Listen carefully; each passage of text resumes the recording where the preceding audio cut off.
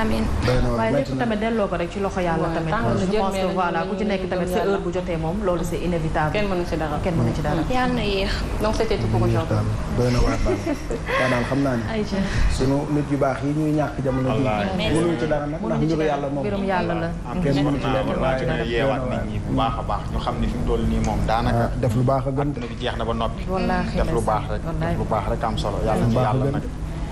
yeex a yóbbu lool ñu sax ci def lu baax daal amiin yaa rabbi amiin donc nag ñu koy jaajëfal bu baax a baax Jeanne Mendy nii la koy defee comme ça su ne rek ci biir actu réseaux sociaux andi la ñu meilleur de l'information donc nag on se retrouve demain inchallah Jeanne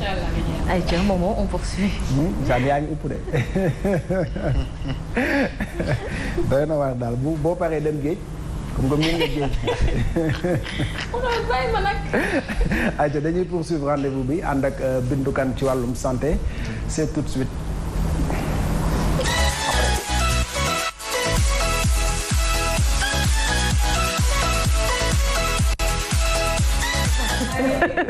ayca Bintou donc yaa ngi koy wax sànq dañuy waxtaanee sunu papa yi wala sunu maam yi nga xam ni. am nañu entre 65 ba 70 ans. 70 ans voilà c'est important d'en parler. fan yii waxtaanee nañ le sujet âgé ak Covid-19. mais dañ koy gën a indiwaat parce que y a un petit bilan qui a été fait. buy wane ne le Sénégal mooy le deuxième pays bi nga xam ne moo enregistré plus de décès ba Covid-19 duggee ci dëkk bi ba léegi. donc on est dernier oui. En Afrique oui. On est derrière le Nigeria gis nga lu ma doon wax sànq Nigeria ñu ngi waaj a ñëw pour jaale si au Sénégal alors que ñoom corona dafa développé wu bu baax a baax. Ouais, justement ñoom ils sont à 888 morts le Sénégal est à 212 morts après le Ghana qui vient en troisième position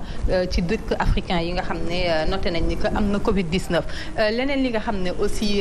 point bi wane na ko mooy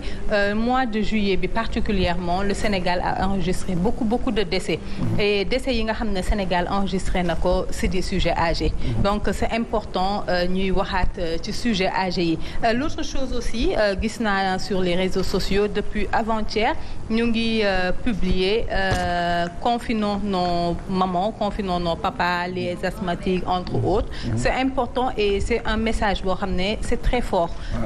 nit yi dañ si war di bàyyi xel bu baax a baax particulièrement communication bi nga xam ne mu ngi daw mooy les jeunes ne sont pas très concernés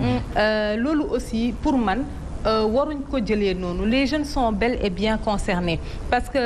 je parle sous le contrôle du professeur Moussa Seydi keroog bi nga xamante ne dañu doon def entretien wax na ma que am na des jeunes yoo xam ne yeneen médecins aussi wax ne am na des jeunes yoo xam ne du ñu ñëw ak benn comorbidité du ñu am benn feebar beneen mais une fois ñu am Covid-19 bi dafay réveiller diabète ci ñoom wala réveiller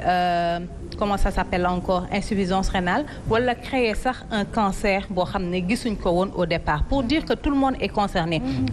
bu fekkente ne feebar bu bees dafa dugg ci dëkk kenn maîtriser wut feebar bi à l'unanimité personne ne maîtrise le virus le coronavirus à l'heure actuelle donc yi nga xam ne ñu ngi ko ciy def mooy ay jéego lañ ciy def rek pour xam gën a miinante ak virus bi pour xam naka lañ koy daanee mais avec exactitude personne ne maîtrise le virus parce que dafay muté wu luy muté wu mënoo ko maîtriser à 100% maintenant li nga xam ne jox nañ ko conseil les populations je crois que ça doit être une réponse communautaire gouvernement yi mënatuñ ci dara quel que soit le pays bi nga xam ne nag nekk na ci du gouvernement bi moo koy gérer maintenant on le dit c'est pas le ministère de la santé qui le gère mais c'est la communauté elle-même moo war a gérer la maladie la communauté mooy les populations Covid-19 dugg na mënuñu faj Covid-19 on n'a pas un traitement spécifique li nga xam ne am nañ ko mooy traitement symptomatique li nga xam ne nag population bi war na comprendre ci loolu mooy traitement amul mais lii ak lii buñ ko moytoo Covid-19 yàlla mun nañu ci musal maintenant li nga xam ne moytuloo nañ ko nit yi mooy raxasu suñu loxo ndox ak saabu boo amee gel hydroalcoolique nga raxasoo ko parce que ndox ak saabu ak gel hydroalcoolique on a la chance d'avoir benn virus boo xam ne dafa couvrir li mu couvriroo couronne la couronne boobu noonu on a la possibilité rey ko rapidement donc enveloppe am c'est lipidique donc enveloppe am dafa niin résister wut ci benn solvant boo raxasoo boo defee gel hydroalcoolique dafay dee sur le champ donc nañu respecter loolu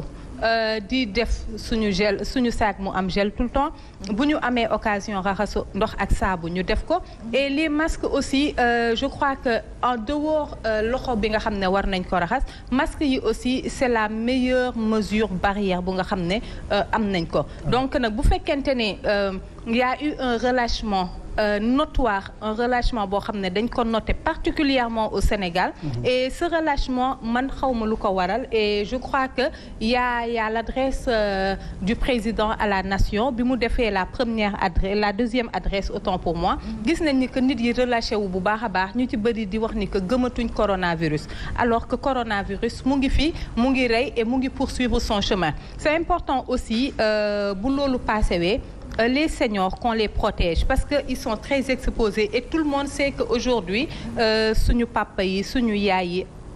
ils sont hyper exposés surtout. C'est important nit yi ñu responsable ku nga xamante ne am na mag këram buy génn na raxasu ndox ak saabu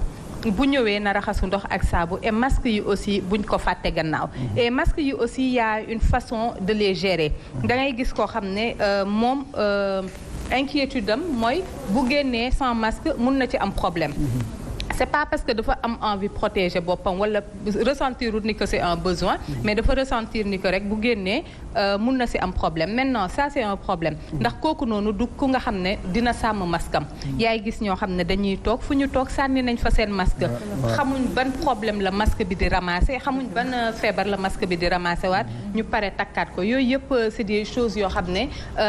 war nañ ko éviter on a des masques yoo xam ne local fabrication locale boo fekkente ne mënoo jënd yeneen masque yi nga jënd masque yooyu di ko fóot régulièrement di ko weer si naaj boo paree passé ko et les seniors aussi parce que mag yi aussi dañuy nekk souvent non seulement c'est une couche vulnérable mais dañuy nekk sujet yoo xam ne ay temps duñu neex a taaj bàyyi ci kër parce que ils ont besoin de sortir ils ont besoin d'avoir une vie sociale mais ñi nga xam ne ñoo dëkkaat ñoom ñu rester vigilant di leen imposer ñuy takk masque di moytu saafante bi joxe loxo accolade parce que mag dafa gëm loolu parce que quoi que l'on dise on n'a toujours pas intégré les habitudes actuelle yi nga xam ne moo imposé wu ci contexte Covid-19 bi donc bu ñu amee mag rek nañ koy ñaaxaat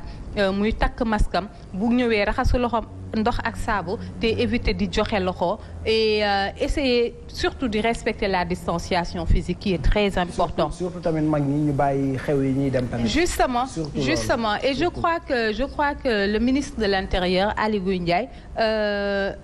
dogal yi nga xam ne mu ngi koy jëlaat c'est très important parce que man bëgguma ñu nekk ci dëkk boo xam ne on est faible on répond à la provocation des gens yu nga xam ne ñu ngi def ay sitting wala ñu ngi def ay marche pour rek xeex mesures yi nga xam ne état jël na ko on apprend à vivre avec le virus parce que mënuñu toog suñu koom-koom di sooxe aussi mais nit yi ñu jéem a respecter état joxe ay ndogal et puis ñi nga xam ne aussi ñoo war a imposer la loi ñu imposer de façon vraiment rigoureuse parce que nit yi aussi je me dis que y a des gens yoo xam ne je ne parlerai pas d'irresponsabilité peut-être niveau d'information bi nga xam ne war nañ ko am face à cette maladie amuñu ko c'est important yooyu yëpp ñu waxtaanaat ci avec les populations et avoir des socio-anthropologues des gens yu nga xam ne dañuy organiser wu dugg dans les maisons parce que